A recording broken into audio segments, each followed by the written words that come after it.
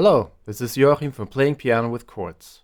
This is piano hack number 2, and it's about intervals or the distance between two notes. And whereas the numbers of the first piano hack are relative to each key, these intervals or distances between two notes always stay the same, no matter what key you're in. Let's have a look. Let's start at C again. So if you count up 2 half steps from C, you arrive at D, which is the interval of a second. That's the distance of 2 half steps or 1 whole step. If you count up 4 half steps, 1, 2, 3, 4, you arrive at E, the next note of the C major scale. This interval is called a third. That's the distance of 4 half steps, which is the same as 2 whole steps. You can find the same intervals if you start on other notes as well. So if you start at G, for example, move up 2 half steps, you have created the interval of a second. It's also called a major second. If you count up 4 half steps, you again have arrived at the third, or major third. So no matter where you're starting, the intervals always show you the distance between two notes in whole steps or half steps. So here are all the intervals of the C major scale. Starting on C, if you move up to D, you have a second or major second.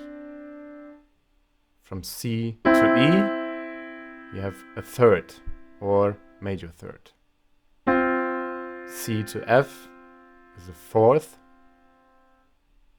C to G is a fifth. C to A is the distance of a sixth.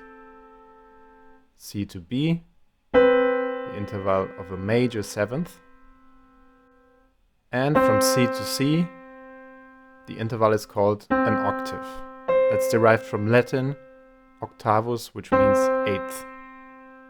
Here you have arrived at the same note again where you started. But you can also move on to D, and this interval is called a ninth. And lastly, if you move up to E, you have arrived at a tenth. And if you have very big hands, you can even play the tenth with one hand. If you can't play it, don't worry. Here are some other important intervals that are not part of the major scale, but which you will see very often as well. The first one is a minor third, and it's the distance of 3 half steps. So starting on C, the minor third is E flat, and it's part of the minor chord. That's why it appears very often in music. Next, you have the minor seventh. That's also a very important interval.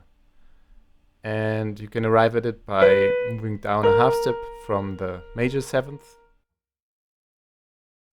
or by moving down 2 half steps from the octave. So you move to the octave, move down 2 half steps, and you have arrived at the minor seventh. And that's important because, for example, it's part of the dominant 7th chord, which is the basis of lots of blues and jazz and funk. And then there's the tritone, which is this very dissonant sounding interval, and it's halfway between the root and the octave, or 6 half steps apart from the root. Okay, in the next piano hack I'm going to show you how to create chords from these intervals.